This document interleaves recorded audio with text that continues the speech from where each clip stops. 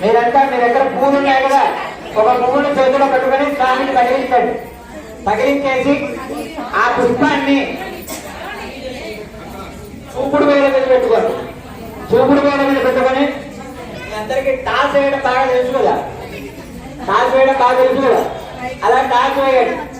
అలా టాస్ వేసాక అది ఎంత దూరం పెడితే అంత దూరం దానం చేసేయండి.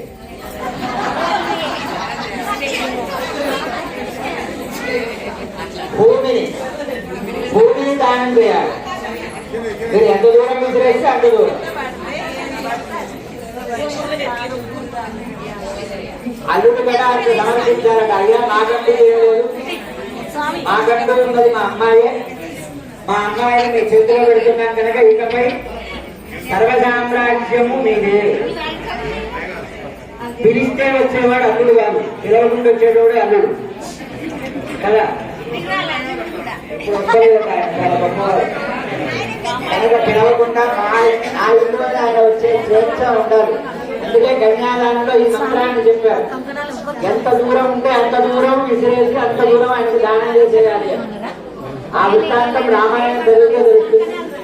పురాణాలు వినాలి, కథలు వినాలి.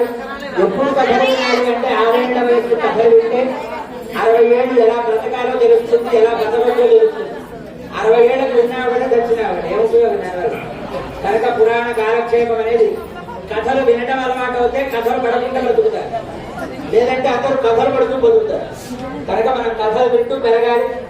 పర్సనాలిటీ డెవలప్మెంట్ అనేది ఇప్పుడు అందరూ కోచింగ్ సెంటర్కి వెళుతున్నారు. పర్సనాలిటీ డెవలప్మెంట్ కోచింగ్ అని అక్కడికి వెళితే పరుసులు ఖాళీ అయితే కానీ పర్సనాలిటీ రాదు, ఎందుకంటే ఉండి బతికేది రావడానికి. కనుక పూర్వకాలం ప్రతి ఇంట తల్లి గోడుముకి అన్నం పెడుతూ పర్సనాలిటీ డెవలప్మెంట్ ఇచ్చేది పిల్లలకి. ఒక రాముడి కథ, ఒక కృష్ణుడి కథ, ఒక రావణాసుడి కథ, ఒక నరకాసుడి కథ, ఒక హిరణ్యకశిపుడి కథ, ఏదో కథ చెబుతూ పిల్లల్ని పెంచేవారు. అవే పర్సనాలిటీ డెవలప్మెంట్. కనుక ఈ కథలు చెబుతూ పిల్లల్ని పెంచండి. ఆ సెల్ ఫోన్లు చూస్తూ టీవీలు చూస్తూ భోజనం పెడితే వాడు రేపటి నాడు వాడు తినడం కాదు, మీరు ఒక ముద్ద పెట్టండి. మనం తిని తావడం గొప్ప కాదు, అవతల వ్యక్తికి ఒక ముద్ద అన్నం పెట్టి బ్రతికించడం గొప్ప అనేది ఎప్పుడు తెలుస్తుంది అంటే చిన్నప్పుడు కథలు చెప్పి అన్నం పెడితే తెలుస్తుంది. కనుక సెల్ ఫోన్లు ఇవ్వకండి. చక్కగా ఏదో ఒక కథ చెబుతూ మీకు తెలియకపోతే తెలుసుకొని మరీ చెప్పండి. ఇలాగే ఒక దగ్గర అంటే ఒక ఆయన అన్నాడు, 40 ఏళ్ళకు గుడికి వెళ్తున్నాయి గారు, నేను ఎంతో మంది పెద్దల దగ్గర ఎన్నో కథలు విన్నా, కానీ నాకు ఒక్క కథ కూడా గుర్తులేదు. ఎందుకు చెప్తారో ఆ స్వామీజీలకే తెలవాలి, ఆయనకే తెలవాలి.